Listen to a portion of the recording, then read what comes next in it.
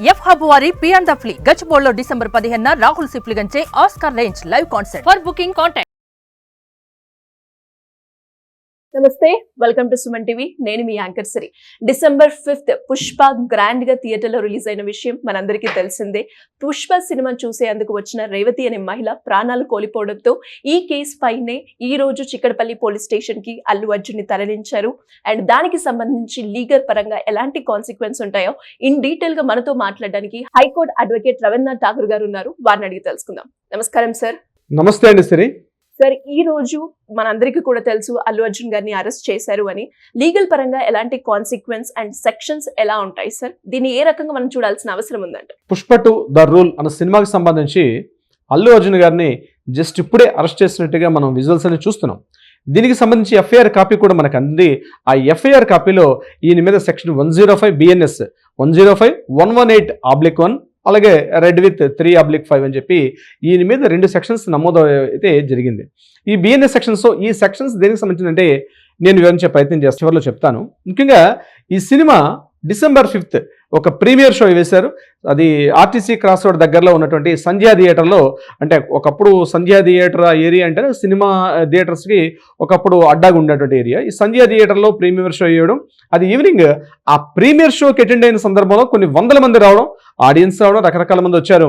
అల్లు అర్జున్ గారు కూడా ఆ ప్రీమియర్ షోలో పార్టిసిపేట్ చేయడం కోసం చెప్పి, అదేవిధంగా ఆ అభిమానులతో పాటు కలిసి సినిమా చూడడం కోసం చెప్పి ఆయన రావడం జరిగింది.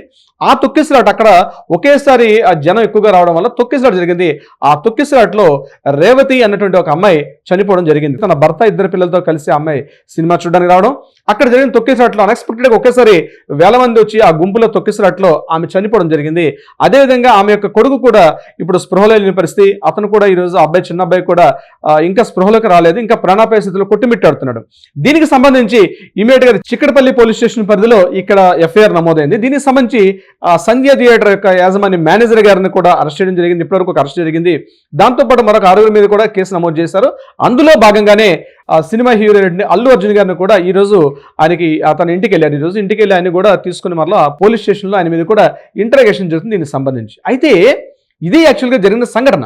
ఈ సంఘటనకు సంబంధించి మనం మాట్లాడుకోగలిగితే రకరకాల వ్యక్తులు రకరకాలుగా మాట్లాడుతున్నారు. చట్టం అంటే ఏంటి, కోర్టు అంటే ఏంటో తెలియకుండా.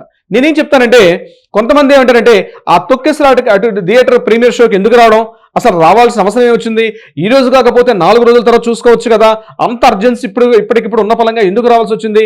ఇది నెంబర్ 1 పాయింట్. నెంబర్ 2 ఏంటంటే ఆడియన్స్ అంతమంది వస్తారు, ఆడియన్స్. సో దీనికి అల్లు అర్జున్కి సంబంధం లేదు. సో థియేటర్ యాజమాన్యం సంబంధం. సో అల్లు అర్జున్ గారికి ఎటువంటి సంబంధం లేదు కాబట్టి థియేటర్ యాజమాన్యం కంప్లీట్గా చూడాల్సిన పరిస్థితి ఉంది అని చెప్పి థియేటర్ యాజమాన్యం మీద ఎంటి వేసే ప్రయత్నం చేస్తున్నారు. మూడవది, అల్లు అర్జున్ గారు బెనిఫిట్ షో రావడం వల్ల అతనితో కూడా తప్పు ఉంది, అతను ఈ షోకి అటెండ్ అవ్వడం వల్ల తప్పని చెప్తున్నారు. మరొకటి ఏంటంటే అసలు వీళ్ళెవరికి సంబంధం లేదు, ఈ సినిమా ప్రొడ్యూసర్సే తప్పని చెప్పి ఒక 4వ వర్గం కూడా మాట్లాడడం జరుగుతుంది. సో యాక్చువల్గా చట్టం ఏం చెప్తుంది, న్యాయాలు ఏం చెప్తున్నాయి, కోర్టు ఏం చెప్తుందంటే, ఇప్పుడు చూడండి ఎగ్జాంపుల్ నేను చెప్తాను. ఫర్ ఎగ్జాంపుల్ ఈ వాటర్ బాటిల్ ఉంది. ఈ వాటర్ బాటిల్ కంపెనీ అన్నది ఏదో ఒక ఎక్స్ కంపెనీ. ఈ కంపెనీ ఒక పెద్ద హోర్డింగ్ పెట్టారు. ఈ హోర్డింగ్ లో మా వాటర్ తాగండి, మీకు చాలా బాగుంటుంది అని ఎప్పుడైతే హోర్డింగ్ ఉందో దాన్ని ఊహించి ఒక వ్యక్తి హోటల్కి వెళ్ళి, ఒక షాప్కి వెళ్ళి ఈ వాటర్ బాటిల్ పర్చేజ్ చేశాడు. పర్చేజ్ చేసిన తర్వాత ఏదో దీనివల్ల అతను చనిపోయాడు అనుకుందాం. ఫర్ ఎగ్జాంపుల్ ఈ వాటర్ బాటిల్ తాగి చనిపోయాడని చెప్పి రిపోర్ట్ వచ్చింది అనుకోండి. సో ఈ వాటర్ బాటిల్ తాగి చనిపోయాడు కాబట్టి ఈ కంపెనీ మీద కేసు వేస్తారా లేదా? సో ఈ కంపెనీ యాజమాన్యం దీనికి వర్తిస్తుందా, వర్తించదా? డెఫినెట్ గా వర్తిస్తుంది. ఎందుకు? పెద్ద హోర్డింగ్ పెట్టారు. ఎందుకు హోర్డింగ్ పెట్టారు? మా వాటర్ బాటిల్ వాడండి అని చెప్పి ఒక ప్రచారం చేశారు, పబ్లిసిటీ చేశారు. పబ్లిసిటీ చేశారు కాబట్టే పబ్లిక్ వెళ్ళారు, ఆ వాటర్ బాటిల్ పర్చేజ్ చేశారు. సో ఇతను వాటర్ తాగి చనిపోయాడు. వాటర్ తాగి చనిపోయాడు కాబట్టి డెఫినెట్ గా కంపెనీకి యాజమాన్యానికి సంబంధం ఉందా లేదంటే డెఫినెట్ గా అవునని చెప్తారు. ఎగ్జాక్ట్లీ ఇక్కడ కూడా అదే జరిగింది. ఎందుకంటే పుష్ప 2 అనే సినిమా డిసెంబర్ 5th రిలీజ్ చేస్తుందని చెప్పారు.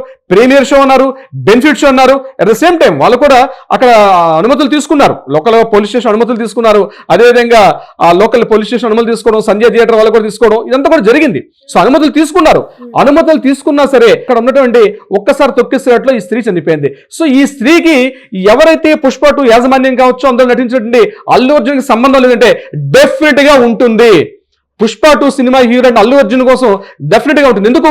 అల్లు అర్జునే ప్రధాన పోస్టర్ గా ఈ సినిమా పలానా రోజు రిలీజ్ అవుతుంది, నా సినిమా చూడడానికి రండి, నా సినిమా పలానా థియేటర్లో వేస్తున్నాను, నేను ప్రీమియర్ షో రిలీజ్ చేస్తున్నాను, నేను బెనిఫిట్ షో చేస్తున్నాను చెప్పి ముందుగా ప్రచారం చేసి వచ్చారు. కాబట్టి ఇప్పుడు నేను చెప్పిన ఉదాహరణ ప్రకారం ఎలా అయితే ఈ వాటర్ బాటిల్ తాగి ఎలా అయితే ప్రాణాలు పోతే ఎలా అయితే కంపెనీ యాజమాన్యానికి ఏ రకంగా చట్టాలు ఉంటాయో అదే విధంగా ఇది పబ్లిక్ మాస్ పబ్లిక్ ఎప్పుడైతే గ్యాదర్ అవుతున్నారో అతను రావడం అన్నది అక్కడ రావడం పార్టిసిపేట్ చేయడం వల్ల జనాల యొక్క తొక్కిసలాటికి అల్లు అర్జున్ గారికి కూడా సంబంధం ఉంటుంది. ఇదే చట్టం. చట్టం అంటే పబ్లిసిటీ జరిగింది కాబట్టి ఎట్లయితే సంబంధం లేదు అలా కొట్టిపడేలేమో, అక్కడ ఒక న్యాయం ఇక్కడ ఒక న్యాయం ఉండదు.